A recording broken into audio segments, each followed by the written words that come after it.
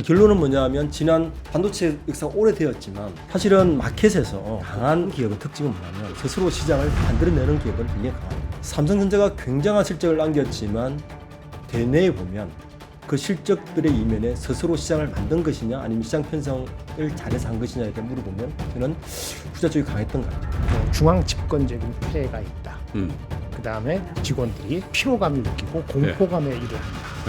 창의력이 부족하다. 글로벌 인재의 경험들이 없다.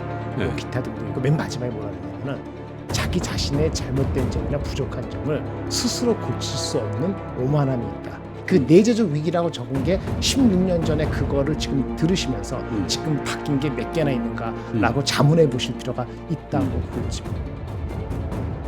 자, 이제 며칠 상간인데도 불구하고 그 떼약볕이 이제 서늘한 가을바람으로 바뀌었잖아요.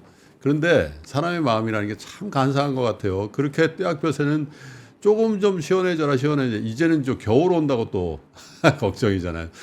좀 춥다는 분도 있고요. 그런데 우리 경기, 우리 주식시장, 우리 금융시장만큼은 그냥 7, 8월에 활활 타오르는 그 뜨거운 열기가 좀 계속됐으면 좋겠는데 계속되는 건 아니고 열기가 어차피 없었으니까. 근데 그 핵심이 여러분 기업 아닙니까? 근데 우리 기업들이 정말 잘하고 있는지에 대해서 요즘 들어서만큼 퀘션 마크가 많아지는 때도 없지 않나. 정부도 또 가게도 어렵지만 기업은 좋다. 또 예전에 어떤 분 그런 얘기 했잖아요. 정부는 365, 뭐 기업은 265, 뭐 그런 얘기 했는데 요즘 우리 기업들도 정말 괜찮은가요? 그런 얘기를 오늘 두 분의 전문가를 모셔서 얘기를 해보겠습니다. 오늘은 특별히 포트폴리오를 좀 했습니다. LG그룹 출신 한 분과 하이닉스 출신 한 분. 하이닉스 그러면 여러분 뭐 상상이 되십니까? 여러분 매일 보시는 유니스토리 자산운용의 김장렬 본부장 나오셨어요. 네, 안녕하십니까. 하이닉스 다니셨어요? 첫 직장이? 예전에 현대전자였습니다. 현대전자였죠. 네, 맞습니다. 그죠? 네. 그게 LG전자하고 LG 반도체하고 합병을 해가지고. 그 직전에 저는 나왔어요. 그 다음에 LG그룹에 근무하셨던 리더스 인덱스의 박주근 대표 오셨습니다. 어서 오세요. 네, 안녕하세요. LG그룹 어디 계셨습니까? 저는 LG 이노텍에 LG 있었습니다. 이노텍에? 첫 직장. 저도. 다 전 직장이긴 합니다만은 저는 삼성그룹에 입사만 하고 연수만 받고 안 갔습니다. 연수 받으시고 나오셨구나. 그러니까 뭐 우리 진짜 조금 튀겼다고 할 수 있는데 그래서 우리 기업들이 요즘에 주력 사업들이 말이죠. 네네. 부진하다는 얘기를 많이 해요. 네? 며칠 전에 삼성 얘기도 해주셨고 네네네. LG그룹은 어떻습니까? LG그룹은 그 모바일폰 이 핸드폰을 접었잖아요. 그리고 LG화학도 지금 좀 스크랩을 해야 된다는 얘기가 나오고 또 그룹의 포트폴리오가 2차 전지 쪽에 굉장히 무게중심이 가 있다. 이런 얘기. LG그룹 현황이 어때요, 대표님? LG그룹은 가장 큰 화두는 예. B2C에서 B2B로 가는 전환점이 있거든요. 예. 이제 사실 LG전자를 보통 분들이 생각할 때 먼저 B2C 기업을 생각하는데 가전이라고 보죠. 그렇죠. LG전자의 현재 올해쯤 아마 연말쯤 되면 LG전자의 B2B 비중이 한 네. 45%? 45%. 올라갈 거라 봐요. 예. 작년에 38%였단 말이에요. 네. 그러면서 기업 그 전체적인 전략을 B2C에서 B2B로 가는 큰 전략 하나. 네. 그리고 신성장 동력 산업에서 이 자동차 전장 산업을 예. 크게 한 축으로 가져가는 거 화두 하나. 예. 그게 지금 그룹으로서는 가장 큰 화두인 것 같고요. LG 화학 같은 경우는 올드 인더스트리에서 이제 LG 엔소를 떼내긴 했지만 새로운 또 포트폴리오 장착이 예. 화두고 이제 문제는 뭐 일생활 건강이라든지 이런 쪽에 약간 부진이 이제 문제긴 한데 원래는 좋은 캐시카우였는데 그죠? 그렇죠. 예. 이제 전체적인 분위기는 나쁘지 않다. 왜냐하면 전자의 포트폴리오 변화가 꽤 괜찮게 성과가 나오고 있어서 예. 그러니까 B2B 변화와 자동 전장 산업이 실적이 꽤 괜찮게 나와서 그 부분은 좀 고무적인 것 같고 화학의 변신도 나름대로 잘 되고 있다고 내고 평가하는 것 같아요. 예. 근데 문제는 이제 뭐 AI라든지 예. 새로 바뀌는 이 그대 트렌드, 메가 트렌드를 어떻게 같이 가져갈 것인가가 좀 고민인 것 같습니다. 지금 구본무 회장께서 자꾸 하신 지가 한 4, 5년 벌써 2018년이니까요. 2018년. 6년 그러면 됐죠. 6년 벌써 예, 되셨네요. 구광모 회장 체제가 6년 차인데 네. 뭐 차차 말씀드리겠습니다만은 그룹 대내외적인 평가는 어떻게 받고 있는 것 같으세요? 구광모 회장 체제로의 변화에 대해서는 대체적으로 긍정적인 것 같아요. 우선 첫 번째는 지난해 이제 권영수 NG엔솔 부회장이 퇴임하면서 예. 완전한 구광모의 진정체제 구축이 예. 완료됐다고 보통 예. 평가를 하는데 그러면서 이전에 LG가 이제 주로 전략이 주로 2, 3등 전략 예. 이게 강했던 그룹 조직이었거든요. 그러니까 뭐 굳이 1등을 굳이 해야 되냐 적당히 벌면 뭐 2, 3등 전략이었는데 약간 독해졌다. 그건 있는 것 같아요. 예. 그 약간, 부분이 약간 요걸 밝히는? 예. 이게 표현이 좀 저렴합니다만 아유, 중요하죠. 실제로 네네. 예. 독해졌죠. 예. 실질적으로 보면 아니 뭐 이익 추구니까 LG 엔솔이 그 예. SK 온하고 붙었던 터크 전쟁에서도 굉장히 독하게 했죠. 세게 붙었죠. 세게 붙었죠. 예. 그리고 가전 쪽에서도 인제리아 삼성과의 붙었던 뭐 이 TV 쪽이나 이런 거 예. 붙는 걸 보면 굉장히 강해졌어요. 예, 예, 예. 그러니까 좀 독하게 강해졌다. 음. 예. 그게 조금 그리고 구광모 회장이 들어오면서 진정 체제 구축, 진정 체제를 많이 무너뜨렸거든요. 예. 특히 외부 일꾼들, 인사, 전략 쪽에 특히 예. 좀 들어오면서 이제 포트폴리오 구성 변화도 꽤 성공적으로 바뀌고 있지 않나? 그렇군요. 예, 이런 면이 있는 것 같습니다. 차차 또 얘기 나누죠. 자, 김장렬 본부장님. 네네. 사실 근데 뭐 삼성그룹 얘기를 안 할 수가 없는 게 우리 네. 경제에 미치는 영향이 지금 LG라든지 현대차라든지 뭐 SK라든지 이런 그 그룹들도 중요합니다만 네네. 절대적이에요, 사실. 그렇죠. 시총도 삼성전자의 시총도 그렇고 네네. 또 국가 경제에 차지하는 비중이. 근데 이 삼성전자에 대한 회의론 네. 이게 아마 근 한 10년, 20년 만에 가장 비등해진 거 아닌가 싶기도 하고요. 그렇죠. 그렇죠? 네, 그런 위기감 또는 그런 어떻게 보면은 비난, 예. 뭐 불편, 불만, 예. 뭐 그런 단어로 표현이 다 되는지 모르겠습니다만 그거는 거의 최고점에 다다른 것 그렇죠. 같아요. 예. 주가적으로 이 정도가 아니고 예. 심리적으로는 훨씬. 그러니까. 네, 위기는 위기인 것 근데 같습니다. 이제 왜 그러냐면 그게 전 세계 반도체 어떤 동향을 보니까 네네. 뭐 그게 뭐 헛소문일 수도 있습니다. 뭐 인텔 매각설이 나오잖아요. 지금 나오고 있죠. 나오고 네. 있잖아요. 예, 예. 실제로. 그리고 엔비디아를 예전에 우리가 사실 사실 아무것도 아니었죠. 말도 안 되잖아요. 네네네, 10년 전에. 근데 이게 진짜 상전벽해하는 상황에서 네, 상점벽해. 그런 상황에서 삼성전자가 정말 그 궤적을 잘못 네. 가고 이탈해 버리면 그죠? 인텔이 아니라 뭐 예전 노키아니 뭐 이런 회사들 네네. 이렇게 될 수도 있는 거 아니냐는 네. 그런 사실 좀 과장될 수도 있는데 그렇죠. 그런 염려들이 네네. 사실 굉장히 크죠. 네, 그럼 크죠. 그 제가 지난주 금요일 날 예. 따로 했을 때 그런 어떤 책을 하나 표현 드렸는데 예. 뭐 중앙 집권적인 폐해가 있다. 음. 그 다음에 이젠 그 직원들이 피로감을 느끼고 공포감에 일을 한다. 예. 창의력이 부족하다. 네. 글로벌 인재의 경험인들이 없다. 네. 뭐 기타 등등. 그 맨 마지막에 뭐라 그러냐면은 자기 자신의 잘못된 점이나 부족한 점을 스스로 고칠 수 없는 오만함이 있다. 예. 또 이렇게 얘기하면 삼성그룹에서 뭐라고 하실 텐데 제가 한 말이 아니고 예. 2008년도에 모 책에서 예.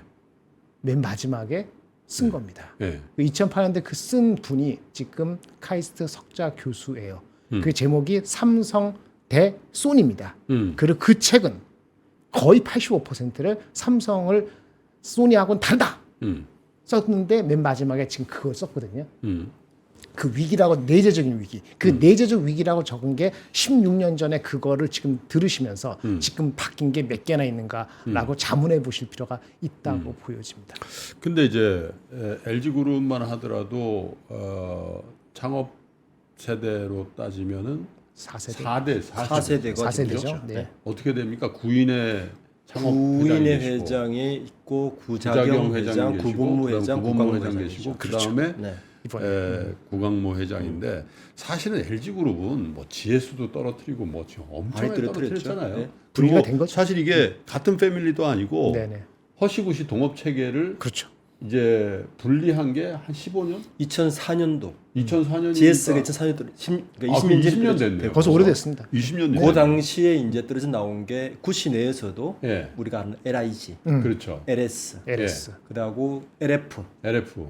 아오홈 예. 엄청 많아요. 이런 그룹들이 이제 구시 계열로 예. 들어간 거고 허시 계열로 떨어져 그래 희성, 예. 희성. 희성전선. 네, 네. 희성 그룹 그렇게 떨어져 나온 게 구시고 예. 이제 허시는 GS만, 네. 삼양통상 이쪽은 다 GS니까 예. 그렇게 돼 있죠. 어마어마한 거예요, 사실. 삼성도 보면 CJ, 신세계, 나오죠. 한솔 예. 그리고 근데 망한 왜 세한. 제가 세대 말씀을 네, 드리냐면 사실 이제 LG 그룹은 이제 그 사실 갑자기 돌아가셨잖아요. 아, 그럼요. 예. 예. 좀 주범무 일찍. 회장께서 네, 네. 참 아깝게 돌아가신 네. 거죠.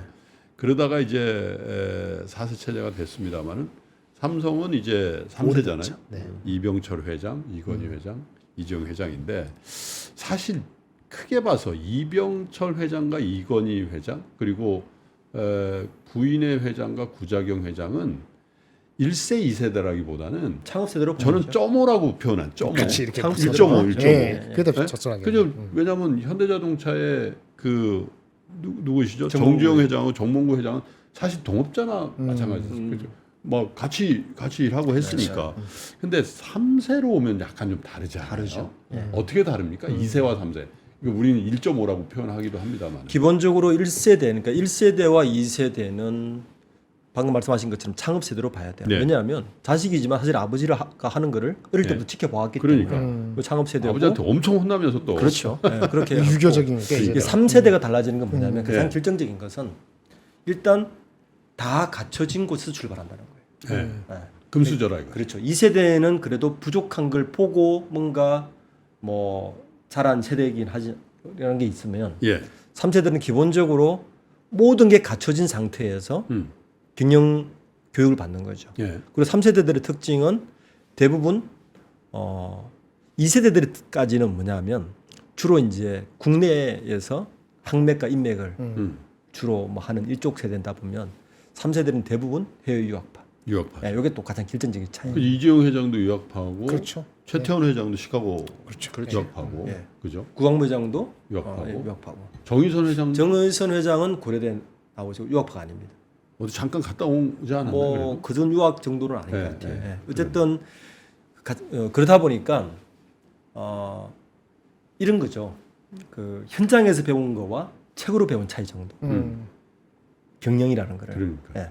예. 이 차이가 분명히 있는 거예요. 그러니까 책으로 배운 세대는 현장 경험을 하지 못한 세대는 분명히 다르거든요. 어떻게 다르냐면 투자나 모든 부분에서 교과서를 따르려고 하죠. 네. 예. 그 제가 이제 LG 쓸 때 그 제가 경영혁신팀에 전략팀이 있다 보니까 가끔 그 회장단들 회의를 한 번씩 들어가요. 네. 과장 때 이런 들어가 보면 사실 무슨 중요한 투자를 할 때 많은 보고서를 올라오잖아요. 밑에서 전략 보고서 막 올라오는데 그다음 뭐 맥킨지 보고서라든지 어마어마한 보고서 올라오는데 실제 마지막 중요한 결정은 감으로 하는 거거든요. 제가 볼 때는 그래요. 예전에 그렇지 않겠습니까? 아니 구본무 회장이 배터리를 투자할 때 예. 우리끼리 뭐라 그랬냐면은 예. 엘리베이터를 타면 임원들이 그랬어요. 미쳐 저기 막 그래서 그랬어요 실제로. 아, 회장님. 저거 뭐 밑받침 되게 물 붓긴데 그렇지. 계속 해야 되나? 예. 예? 예. 근데 하신단 말이에요. 예. 그리고 이제 지금 빛을 보고 옛날에 그 우리가 뭐 MC 사업본부라 그랬거든. 그 스마트 사업본부. 그 엘리베이터 타면 임원들이 그랬어요. MC의 약자를 이렇게 이야기했어요. 미쳐. 동감이네. 미쳐. 근데 이제 그 어떤 사업본부든 그 회장단들이 결정할 때를 딱 보면 이렇게 회의실 앉아 있으면 딱 그 순간 결정할 때 눈빛이 굉장히 달라져요. 그리고는 가자. 이렇게 결정을 합니다. 이게 사실은 1세대, 2세대들 창업자들의 특징인 것 같아요. 네. 그런 어떤 드라이브를 걸고 방향을 제시하고. 3세대는?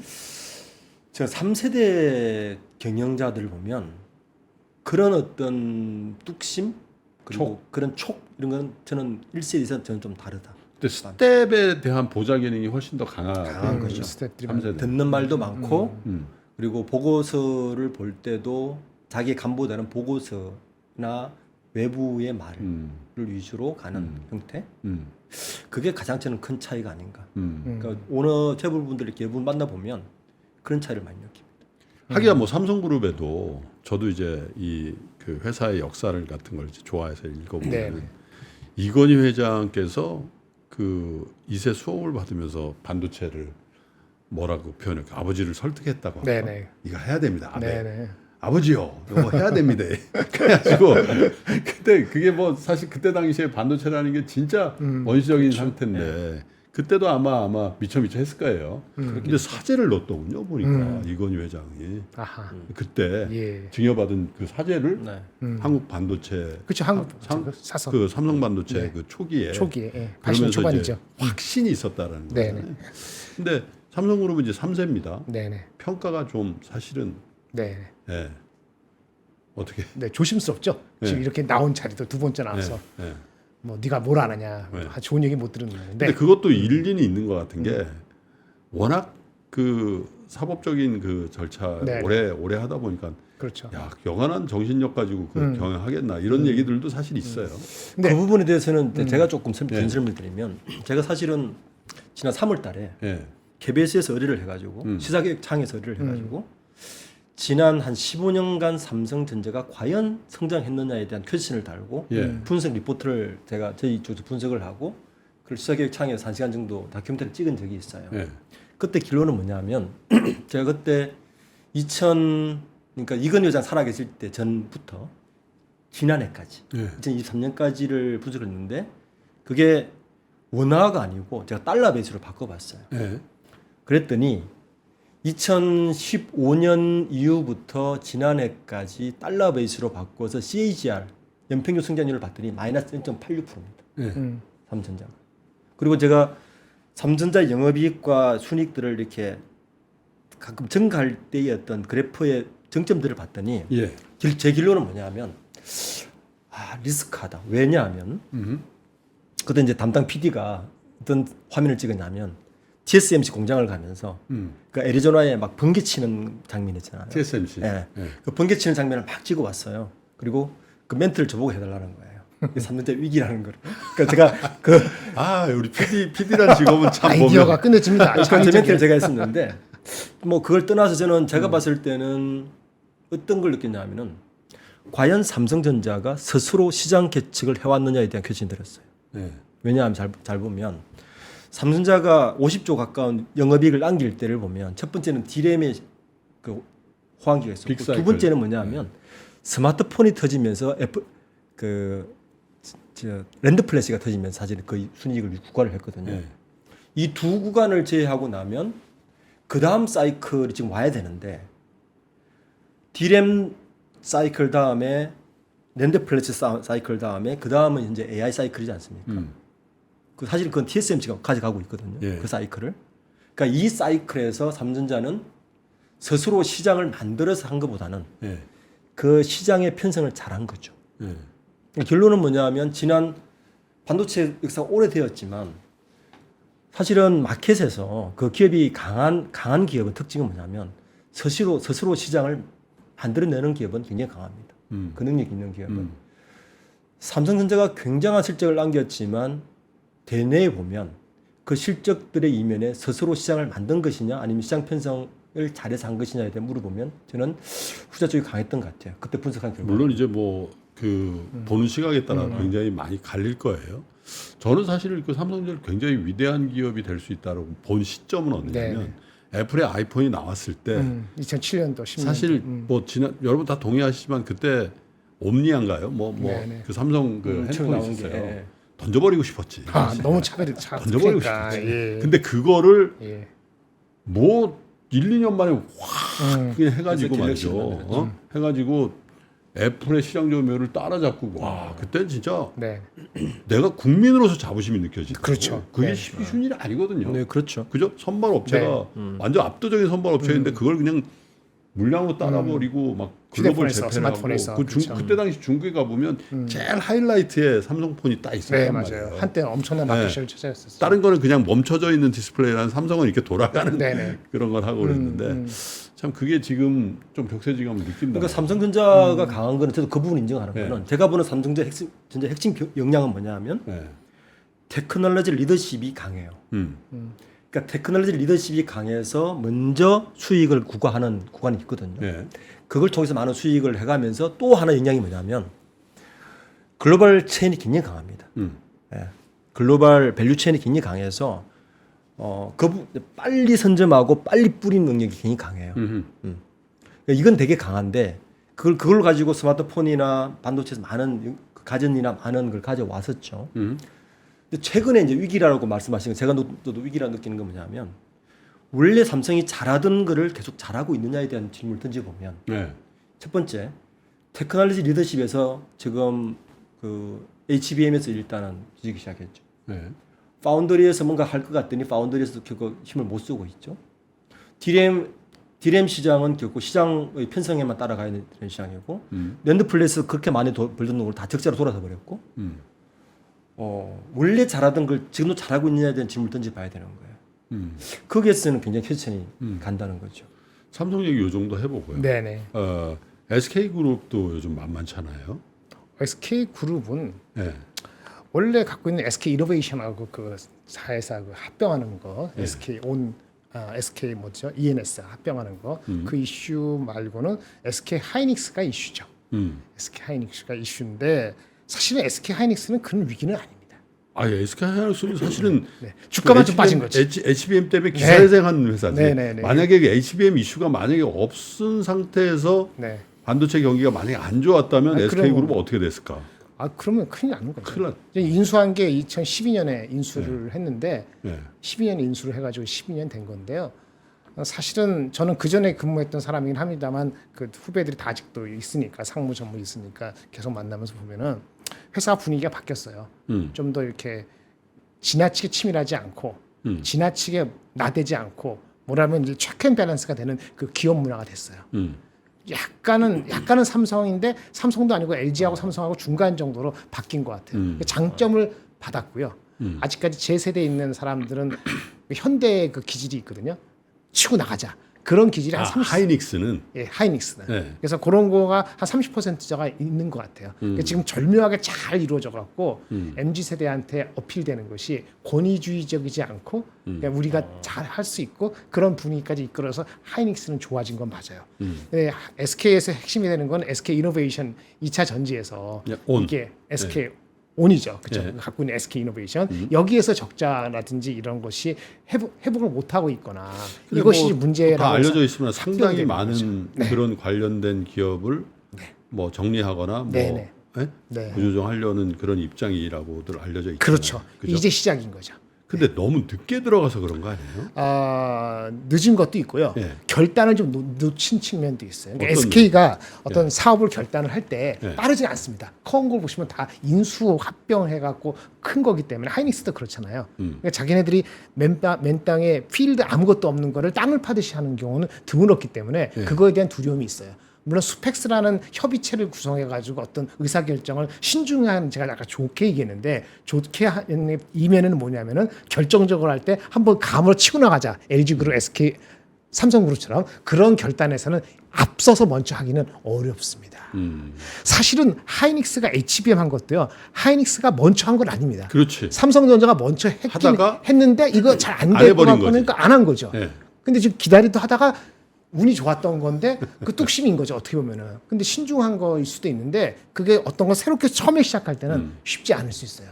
SK는 아마 그런 측면에서 그게 안 됐던 것을 조금 늦게 슬로우 스타트를 해가지고 시장이 될 때 제대로 한번 먹자 이런 식으로 되는 사실 뭐 디지털 시대라서 뭐 이 정말 초거대 기업의 위상도 사실 몇 년 사이에 엄청 잘 나가다가 사실 글쎄 한 4, 5년 전에 SK그룹이 거의 우길승천의 기세 아니었어요? 그렇죠. 뭐 그리고 또 되게 그 유니크한 기업 히스토리도 만들고 뭐 의사결정 체제도 만들고 뭐 파이낸셜 뭐 그런 스토리 이런 거 많이 했잖아요. 그리고 뭐 그때 뭐 다들 기억하시잖아요. 주 SK의 주가를 뭐 몇 년 안에 얼마 보내 이런 과감한 아젠다까지 막 내놓고 그랬는데 몇 년 사이에 굉장히 많이 퇴색한 것 같아요. 주된 원인은 어떻게 찾으세요? 심플하게 얘기하면 예. 너무 하이닉스에 많은 빨대를 꽂았다. 입니다. 첫 번째 이유는 이유는 뭐냐면 그 최태원 회장이 데스밸리라는 얘기를 2번 꺼내요. 예. 데스밸리. 예. 작년에 한 번 꺼내고 언제 또 한 번 꺼냈냐면은 최태원 회장이 구속 이후에 풀려나지 않습니까? 그때가 2016년쯤 될 거예요.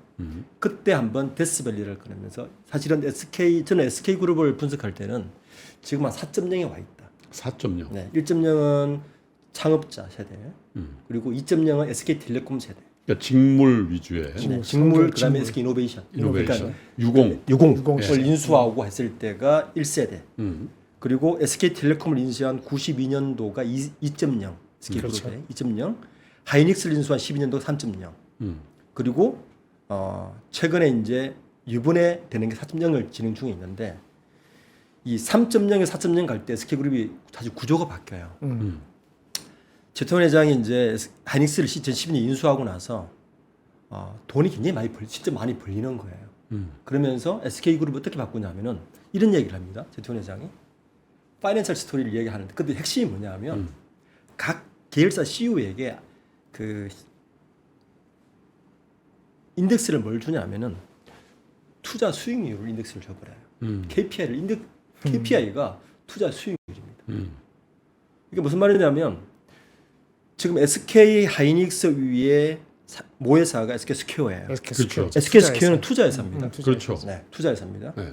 그러니까 자본시장이 좋을 때는 이 투자 회사가 한 10개 사가지고 이렇게 실패해도 2개 대박 나면 되는 거 아니에요?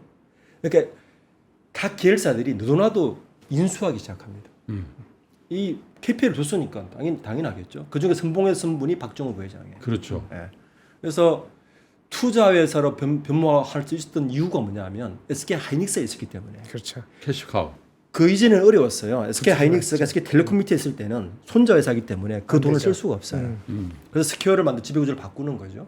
그 스퀘어를 통해서 이제 투자를 하고 뭐 인수를 하고 그리고 인수를 해서 IPO를 시키는 것을 반복하면서 했는데 이게 어그러지기 시작한 거죠. 자본시장이 돈이 말라가면서. 네. 네, 작년부터.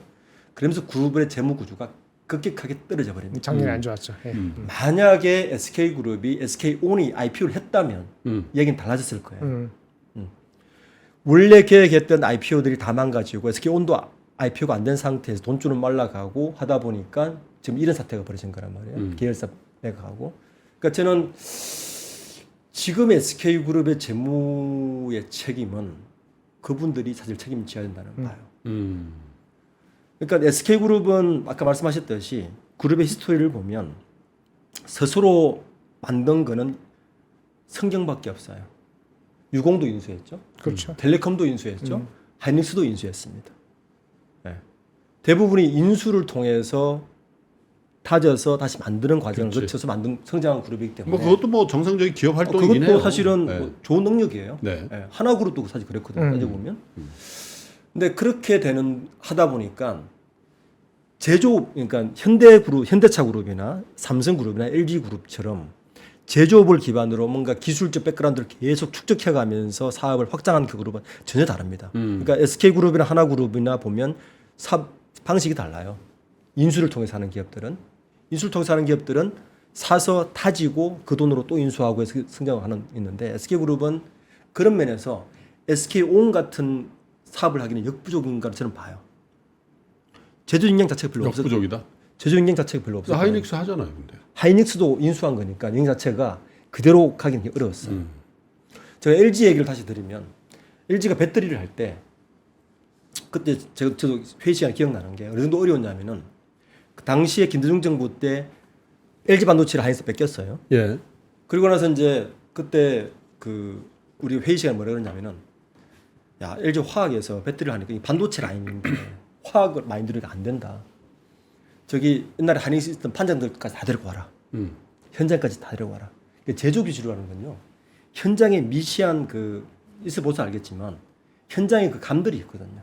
그게 있어야 이게 올라가는데 SK그룹은 그런 면에서 인수해서 하는 것들은 한계가 있어요. 하긴 SK그룹의 이미지 그러면 약간 엘리트 같으면서 그런 의식이 있습니다. 이 넥타이 네. 이런 느낌 그런 느낌이 있죠. 그렇죠. 네. 그죠? 사람 좋고 회사 좋고 이미지 좋고. 근데 그하고 좀 상반된 회사 이미지를 갖고 있는 데는 현대차죠. 현대차죠. 네? 네. 현대차는 옛날부터 그 그렇죠. 본색 작업복, 네네. 잠바, 그죠? 이런 난 제가 농담을 들었거든. 예전에 그 개동사역에 네네. 있을 기동사. 때 네. 종로통에 이제 현대차 직원들이 그 옛날 그 곤색 그 현대 마크 있는 그 제가 잠바 거기서 있잖아요. 근무했었어요. 그렇잖아요. 그걸 입고 막 돌아다니니까 그 왕 회장께서 야 지금 업무 시간에 왜 저렇게 많이 돌아다녀? 이렇게 얘기하니까 그럼 이제 그거 이제 처리를 해야 되잖아요. 그럼 어떻게 했겠어요? 딴 데 가서 야 누가 돌아다녔어? 조사가지고 정의체 뭐 이렇게 해야 되는데 그 잠바를 없애버렸다. 아주 간단합니다. 그런 식의. 네네. 그런 건 맞아요. 그게 뭐 농담 삼아서 그런 네네. 얘기했는데 현대차가 그래도 지금 제일 그렇죠. 나이스한 거죠. 지금 현대 그룹에선? 현대차 그룹이 그래도 그 나이스하다는 게 제일 나은 그러니까 거 아니에요? 제조업의 아까 지금 말씀하신 네. 제조업의 현장에 대한 거하고 아까 그 전반적인 거를 엮을 수 있는 건 현대차가 많은 어려움이 없진 않았지만 네. 나아진 거죠. 네. 그래서 좀 리스펙트를 요즘은 받고 있는 것 같고요. 네. SK 하이닉스 말씀드렸는데 SK의 아까 그런 단점이 SK 하이닉스에서 지금 보이지 않는 이유는 네. 위임을 했어요. 영어로 empowerment. 네. 권한을 그러니까 최태원 회장님이 그거 잘 모르잖아요, 그렇죠? 그다음에 자기 신복들을 다 내보내서 할 수 있다 하더라도 실제 얘기 들어보면 거기서 현장에서 일하는 것들은 터치를 안 해요. 아주 큰 것만 진짜 결정하기 어려운 것만 같이 회의할 뿐이지 시시콜콜 안 한다고. 그리고 리스펙트를 해줘요, 엔지니어 출신들. 그래서 현장의 제조업에 대한 거를 SK는 경험을 적게 하고 부족하지만은 하이닉스를 통해서 습득이 바뀌었어요. 그러니까 하이닉스를 먹은 게 12년인데 그 다음부터 한 5년 걸렸답니다. SK가 하이닉스와 동화되거나 하이닉스가 SK 문화를 습득하는데 5년 걸려서 바뀌었거든요. 제가 그 과정은 좀 간접적으로 봐서 아는데 그래서 지금은 승승장구이고 다만 반도체는 사이클 때문에 아까 작년에 그 어려움을 만들었는데 다른 게 없지 않습니까? 사기는 기가 막히게 잘 네, 잘 산 거죠. 그래서 그런 측면에서 조금 흔들릴 수 있는 그런 가능성이 있는데 그거는 한번 도전을 받은 거죠. 근데 아마 그 제조하고 그런 그 조화를 이루는 그 문화를 유지한다면은 SK 온 자체는 늦어갖고 참 어려울 수도 있겠습니다만 큰 이슈가 아니고 넘어갈 수도 있다고 저는 보여져요. 그래서 중요한 게 아까 말씀드렸는데 삼성전자가 그렇게 리더십을 가지고 기술자를 우대했었는데 최근에 와서 그 정도가 과거 너무 우대했는가? 좀 낮아지고 있다는 그런 여러 소리를 계속 지금 뭐 한 3년째 듣고 있거든요. 그런데 마침 실적이 안 좋다 보니까 이제 터져 나오는 거고 이게 더 큽니다. 삼성전자의 수장들, 삼성전자 계열사의 등기 네네. 이사, 대표이사들이 우리 기억에는 누가 있었죠? 진대재, 황창규, 황창규. 그렇죠. 이윤우 뭐 이런 분들 네. 있었나요? 그분도 계셨죠. 그분은 더 예전에. 그런가? 예. 근데 늘 이런 분들이 엔지니어들이 대부분 다 뭔가- 엔지니어들 네. 위주였는데 네. 그게 좀 바뀐 거예요. 바뀐 거죠. 바뀌었죠. 바뀌었습니다. 재무로? 뭐 아니 관리로? 예전에도 있었는데 네. 예전에도 그랬는데 미래 전략실이 없다가 있다가 없어졌잖아요. 근데 실질적으로 각 사업별로 TF라고 있거든요. 네. TF가 실질적으로 그 사업 지원 TF. 사업 지원팀이나 사업 지원이 아니고 사업을 슈퍼바이즈하는 거지 사업을 어시스트하는 개념으로 여기 있는 사람은 아무도 없을 겁니다. 그게 경영 의미하는 진단. 바가 그게 의미하는 바는 벌써 3년 됐고요. 그게 골마 터지기 시작한 게 작년 말 올해 와서 지금 여러 가지 안 좋은 상황과 겹쳐서 여러 가지 나오고 있다고 보여집니다. 그게 큰 문제. 저도 전공을 뭐 대학원까지 금속공학을 하다 보니까 네. 제 지인들이 알기로는 반도체 삼전자나 하이닉스 많이 있는데 물론 이제 뭐 선후배들이 이미 뭐 임원도 있고 전자 반도체에 있다 보니까 제가 바뀐 게 이제 이런 거죠. 엔지니어들이 이제 프라이드가 많이 사라진 게 하나가 있고 네. 가장 큰 거는 이런 얘기를 합니다. 어려운 리포트를 올릴 수가 없다. 어려운 리포트를. 예, 올라가지가 않는다. 예. 근데 그게 가장 큰 고충이라고 이야기를 단적인 예로. 그러니까 그 리포트가 이재용 회장까지 가느냐에 대한 질문을 많이 해요. 이번에 이제 CEO 바뀐 것도 사실 그런 맥락이고.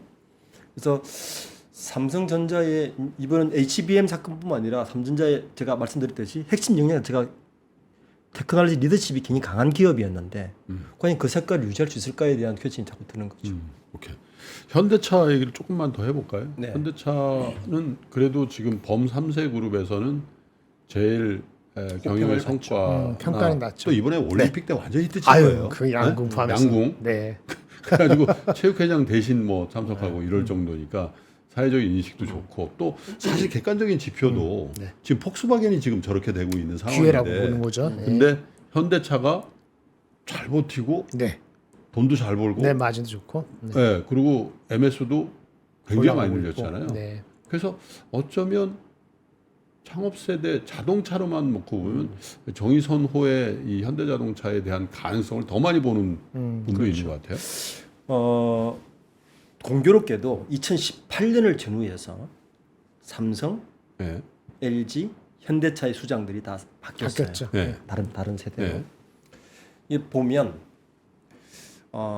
삼성의 경우에는 그 수장은 바뀌었는데 주변들의 측근들이라 그러죠 보통 우리가 핵심 측근. 바뀌지가 않았습니다. 그대로죠. 네. 음. LG를 말씀드린 대로 이제 권영수 부회장을 마지막으로 바뀌었는데 네. 이제 마지막에 바뀌었는데 이걸 가장 빨리 바꾼 그룹이 현대차 그룹이에요. 네. 아시듯이 정몽구 회장 시절에는 소위 말하는 6인방 부회장 6인방이에요. 네. 부회장 6인방이 가신그룹이라 그러죠. 네. 그래서 이 정의선 회장이 그 김영권 수업을 받을 때 현대차를 못 갔어요. 기아 자동차에 있었습니다. 네. 맞아요. 처음에 시작할 때 기아에 기아에 있었죠. 있었어요. 맞아요. 기아가 그 거기에서 자기만의 뭔가를 계속 테스트를 했던 나중에 거예요. 올라와서. 디자인 테스트하고. 왜냐하면 그렇죠. 3 시리즈, 7, 5 그렇죠. 시리즈, 7 시리즈. 네. 그분이 하는 시리즈. 거니까. 그 기아라는 그 이름을 만들 때도 누구와 소통을 했냐면은 카이스트의 정성재 교수하고 네. 아, 그분하고 하시면서 그 이름을 K7이라는 K7. 거 거기서 만든 네. 건데. 그렇죠. 네. 그러니까 정문구 회장의 키워드는 퀄리티였어요. 음. 미국 시장에 들어가서 품질 경영. 심지어 퀄리티 품질 경영인데 정의선은 자기의 키워드를 디자인으로 가져갑니다. 네. 네. 근데 저는 핵심으로 바뀐 게 뭐냐면 최근에 현대차에서 들린 얘기는 뭐냐면 보통 이제 우리가 그룹 전략회의를 가면 회장 옆에 누구 앉느냐가 되게 중요합니다. 저도 이제 전략실에 있을 때 회장 앞뒤 이 사방 자리는 선점이 굉장히 치열해요. 결사 대표들이. 그래서 중요하단 말이에요. 근데 요즘 현대차에서 가장 가까이 데리고 다니는 분 누구냐면 송창현 사장이에요. 포티두닷컴의 송창현 사장. 그래요. 네이버에서 모시고 왔죠. 네. 네. 파격적이었죠. 왜냐하면 네. 포티두닷컴에 1조 2천억을 네, 투자하는데 엄청. 네. 네. 송창현 사장의 지분도 남겨줘요. 네. 그 대표 자리도 주고 현대차 사장으로도 영입해요. 네. 그런 경우가 드물지 않습니까? 파격적인 현대차 그룹에서 그런 경우가 드물지. 원래 현대차의 그 정의선 회장이 이제 수석 부회장 될 때부터 이제 가신그룹을 제거하기 시작하는데 대표적으로 우유출 부회장 현대제철라든지 가신 딱 한 분 빼고 다 제거합니다. 그 한 분이 누구냐면 현대차가 노조가 강하잖아요. 네. 노조를 아우를 수 있는 부회장 한 분 딱 빼고는 나머지를 다 정리해버려요. 그리고 노조를 맡은 부회장도 2년 연기 두고 또 제거해버립니다. 그리고 지금은 모든 그룹을 자기 친정체제. 진정체를 구축하는데 네. 여기 또 하나 획기적인 거는 이 송창현 사장 같은 분을 들어서 매기 효과를 톡톡히 누립니다. 네. 진정체제를 구축하는데 막상 가장 측근은 외부에 있는 분을 데리고 와서 다녀요. 조직이 굉장히 긴장을 하죠. 공정호 사장 같은 분보다 한 번에 측근에 들었는데 2년 만에 그냥 나가시거든요. 이게 무슨 의미를 하냐면은 제가 예전에 LG에 있을 때 뭐 우연한 기회에 토요타에 한 달 정도 가 있었어요. 나고야 공장에. 네. 가서 좀 배우라고 벤치마킹을 하라고 로지스틱 분야에 뭔가를 좀 그때 지트 시스템 같은 거 유행했지 않습니까? 그때 저희 팀이 가서 내린 결론은 뭐냐면 이거는 벤치마킹 대상이 아니야. 왜냐하면 이거는 그 기업의 문화예요. 네.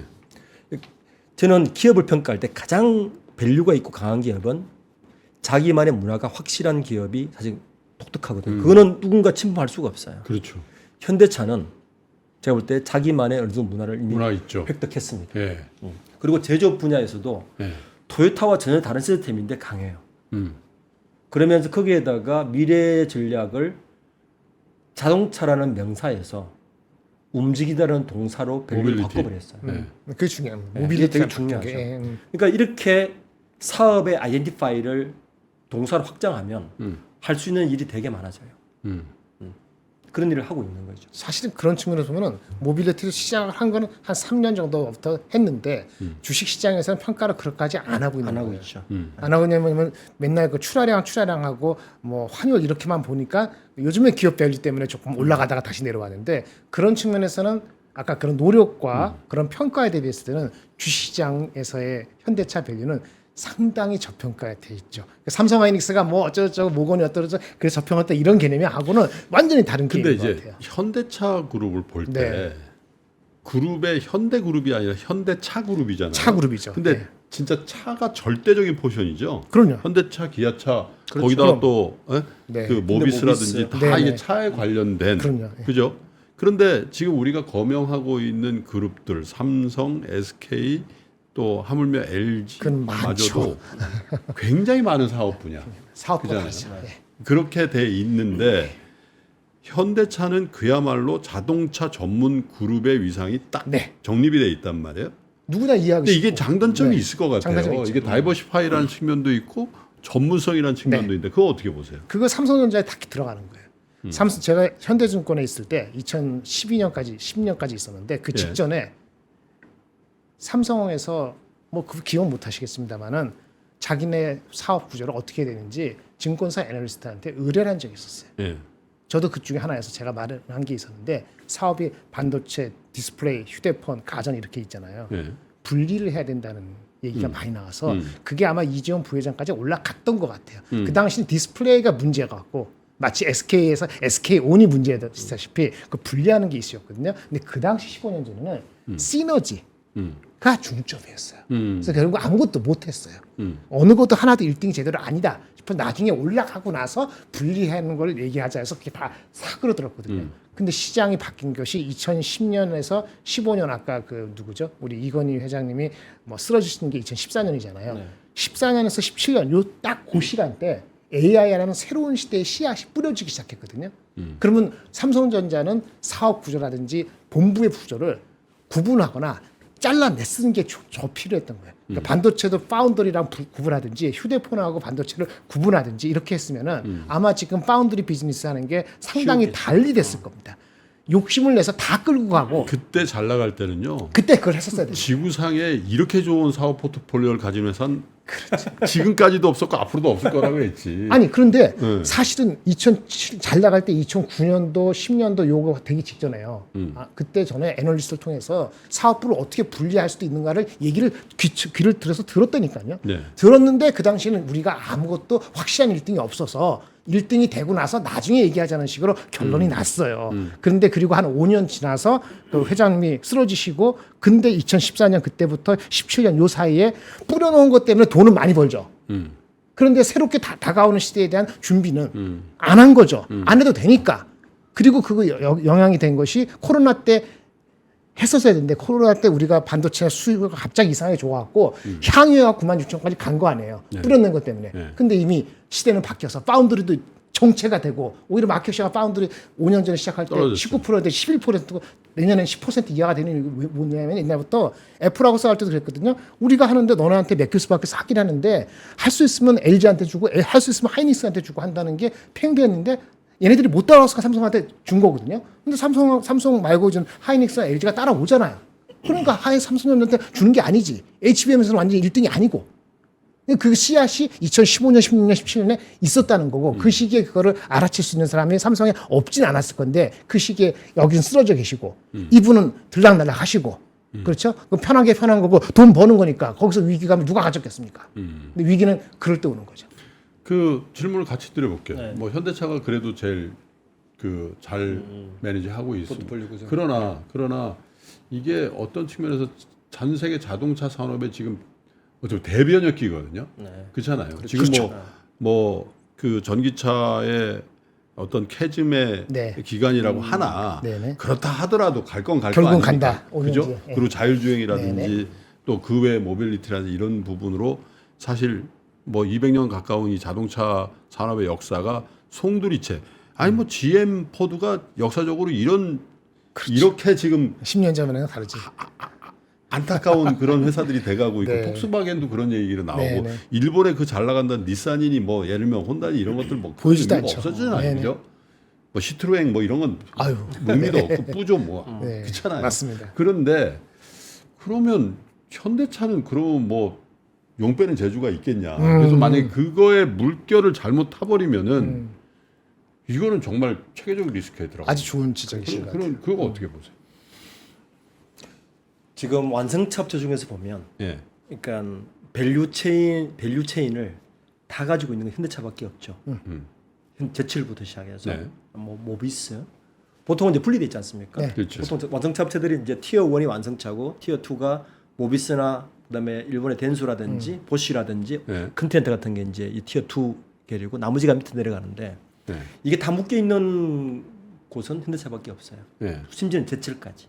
사실 이걸 보고 몇 년 전까지만 해도 굉장히 리스키하다 그랬어요. 방금 그 구조 때문에. 그러니까 한 방에 가는 거 아니냐. 자동차물 지금 다 가는 거 아니냐 이거. 그랬는데 현대차가 지금 어떻게 보면 그런 그 구조 우려를 불식하고 갈 수 있었던 거는 저는 이 자동차라는 것에 얽매이지 않고 포트폴리오를 짜고 있는 것에서 저는 발견합니다. 최근에 보면 다른 완성도 마찬가지지만 요즘 자동차 이런 말을 해요. 우리가 기계회사야 전자회사라는 말을 합니다. 현대자동차의 신입사원들의 80%가 소프트웨어 엔지니어들이에요. 그러니까 송창현 사장이라고 아까 말씀드렸죠. 이분이 이제 하는 역할이 뭐냐면 소프트웨어 그 SDV 사업부를 총괄해요. 그전에는 우리가 자동차라는 거는 프레임을 짜잖아요. 뭐 예를 들어서 1600cc 프레임, 2000cc 프레임 해가지고 그 자동차에 프레임 몇 개냐를 보통 이야기를 해서 그 자동차에 강한 걸 이야기하는데 요즘은 소프트웨어를 이야기합니다. 예. 근데 그런 변화들이 그전에는 사실은 늘 그런 거를 팔로우만 했는데 네. 최근에는 그런 것도 좀 앞서가기 또 시작해요. 저는 이제 그 측면에서는 좋게 생각하는데 위기는 올 수도 있다고 보여져요. 왜냐하면 테슬라가 갈라는 것이 이제 캐즘 비슷하게 와가지고 도요다가 좀 더 숨통이 트이고 우리가 하이브리드 가지고 지금 하이브리드가 하이브리드 좋은 편이죠. 전기차보다 더 상대적으로. 좋죠. 근데 이게 하이브리드는 하이브리드일 수도 있기 때문에 지금부터 2028년 지나면서부터는 결국은 전기차로 갈 때 이 전기차는 자율주행 전기차가 갓 들어가야 되는데 아까 소프트웨어 준비되는 거 되는데 데이터베이스로 해가지고 우리 그 테슬라처럼 그렇게 준비될 수 있는 시간이 조금 벌었어요. 캐즘이 오는 바람에 제가 봤을 때는. 근데 그 캐즘 기간에 그걸 준비를 해야 되거든요. 그게 준비가 얼마나 되고 있냐가 좀 다른 문제입니다. 그러니까 지금까지 한 거 모빌리티에 대한 비전을 하신 것도 잘한 거고 소프트웨어를 준비를 잘 하시는 것도 포리투닷컴 하면서 이렇게 한 것도 그 폭스바겐은 그래도 실패했는데 그보다 잘하는 건 분명히 맞는데 분명히 한 3등 정도는 하고 있고 2등을 할 수 있는데 워낙 1등이 그런 식으로 완전히 새로운 시대를 개척했을 때가 만약에 2028, 9년일 때 하이브리드가 지금같이 각광을 덜 받고 있을 때가 되면은 하이브리드가 덜 받게 된다는 거는 뭐냐면은 전기차가 엄청 싼 전기차가 들어와서 그렇죠? 예. 그리고 자율주행을 업고 들어왔을 때 우리가 준비가 덜 돼 있으면은 지금 사실 실적이 좋은 것이 한 2, 3년, 3, 4년 가다가 좀 정체를 맞이할 수도 있어요. 마치 삼성전자처럼 그럴 수도 있죠. 근데 그런 측면에서는 제가 약간 우려하는 시기인데 그런 걸 준비를 하고 있는지는 조금 더 냉철히 보실 필요도 있습니다. 방향을 조금 바꿔서 그 우리 투자자 여러분들이 대부분 주주의 입장에서 네네. 보잖아요. 야, 사업을 잘한들 주주를 뭐 그렇잖아요. 네, 맞습니다. 네? 먹고 사는 돈이 중요한데. 집시처럼 여기면 뭐 그게 나한테 무슨 의미가 있냐. 근데 주주 정책에 있어서 그래도 물론 뭐 현대자동차 그룹도 네. 예전에 뭐 모비스냐 뭐 이게 아이고야, 그렇죠. 뭐 네. 이게 어디가 진쪽이냐 가지고 네. 얼마나 증권 시장이 많이 많았습니까? 근데 요즘에 보면 어쨌든 우리 밸류 프로그램에도 가장 적극적인 회사로 대부분 다 인정하죠. 현대차. 현대차 그죠? 기아차죠. 네. 예.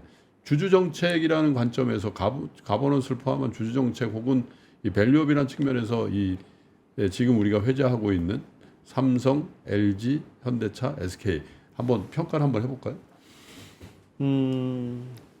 삼성전자는 우선 뭐 분기 배당을 하고 있지 않습니까? 그렇죠. 분기 배당을 하고 있는데 사실은 뭐 아시겠지만 그 이유는 상속세 때문에 이유가 가장 큰 거고 따지고 보면 진정성이 있느냐에 대한 문제를 네. 보면 그렇게 본다면 밸류업 차원에서는 일단 현대차가 가장 그렇죠. 앞서가고 있다 봐야죠. 네. 뭐 일단 나오는 데이터를 보면 네. 현대차는 그리고 밸류업을 한 번 더 업시킬 수 있는 호재가 하나 더 있죠. 예. 아시겠지만 모비스는 항상 눌려져 있잖아요. 네. 예.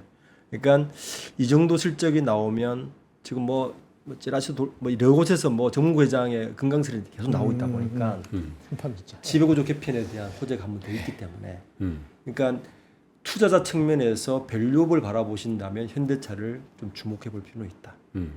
그러니까 모비스가 눌린 지금 10년째 눌려 있거든요. 네, 맞습니다. 10년째. 10년째 눌린 이게 언제까지 눌리질 것이냐 생각해 보시면 말이 안 되는 거예요. 현대 기아차 저렇게 잘 나가는데 저도 모비스가 네. 안 나가는 게 말이 안 되는 사실 거예요. 그 이유 말고는 딱히 없는 거죠. 없는 거죠. 네. 근데 올릴 수가 없잖아요. 올 수가 없지. 안 되지. 예. 예? 돈이 들어가는데. 예?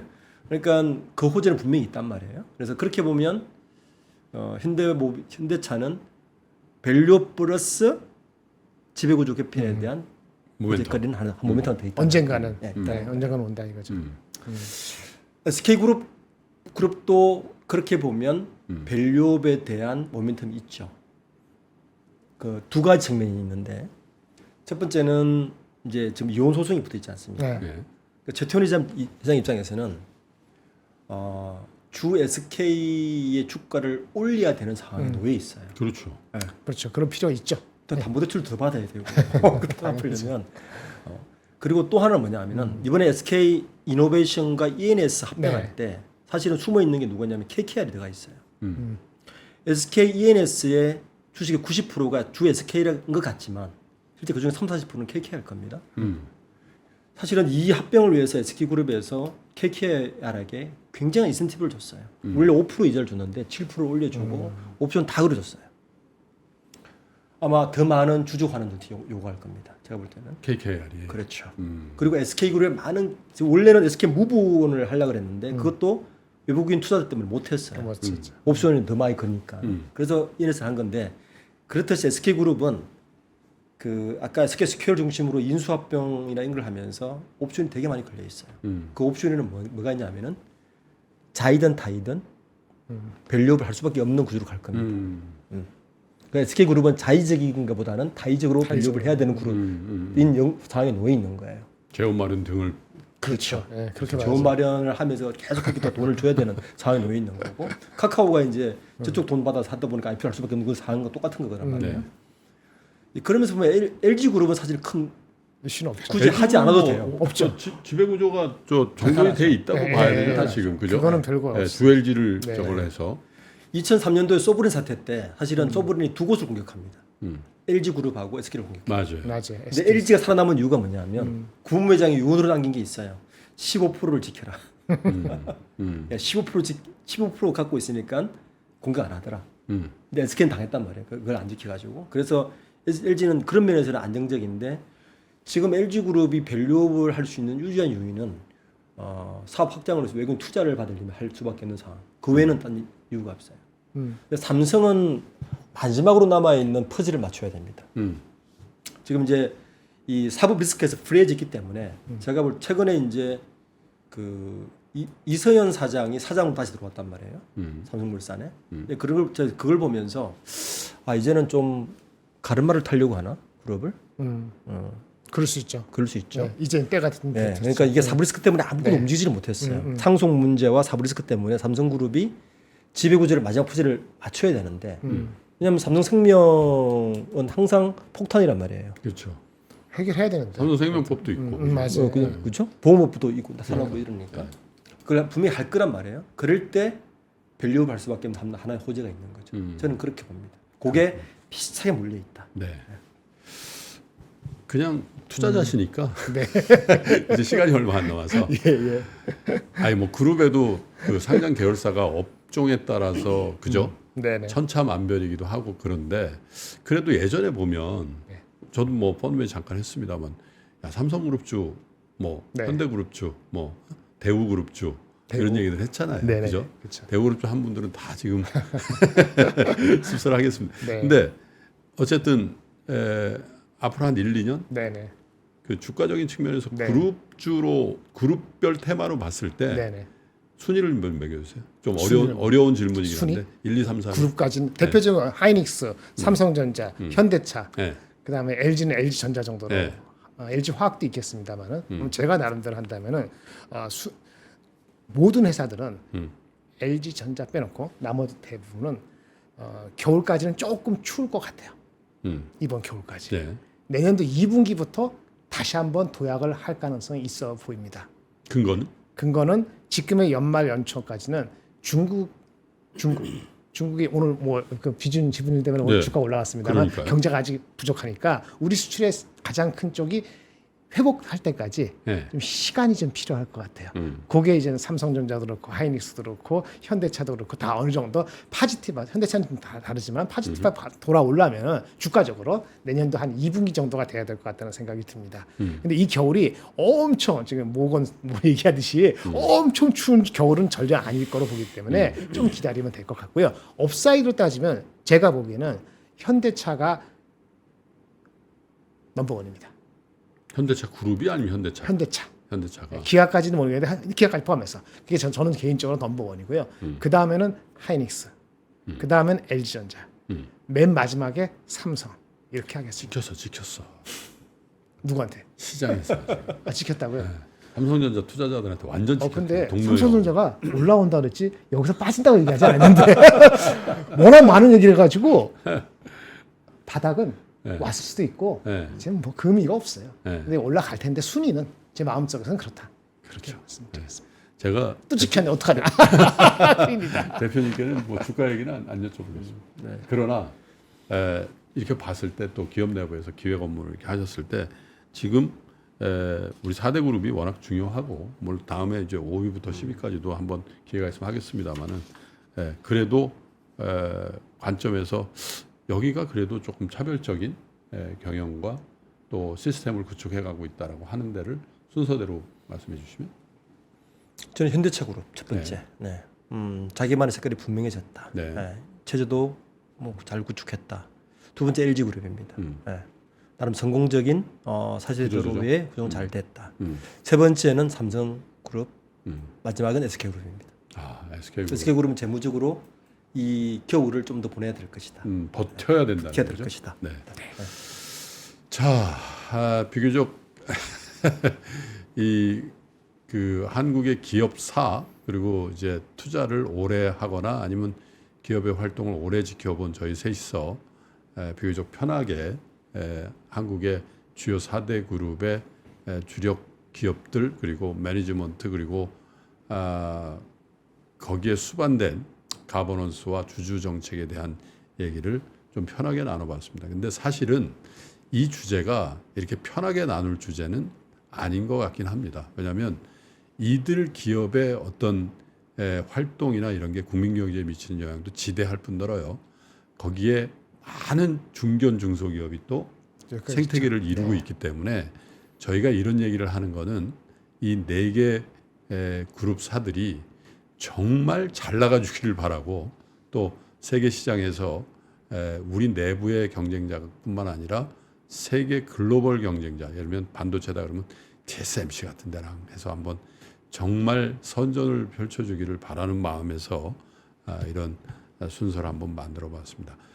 우리 기업들 힘내시고요. 그리고 자본시장의 선진화를 위해서도 주주 정책이라든지 또 환원에 대해서도 늘 관심을 가져주시길 바라면서 오늘 순서는 이렇게 마감을 할까 합니다. 두 분 감사드리고 또 종종 네. 모시도록 하겠습니다. 저는 다음번 인터뷰 때 여러분 다시 인사드리겠습니다. 끝까지 시청해주신 여러분 고맙습니다.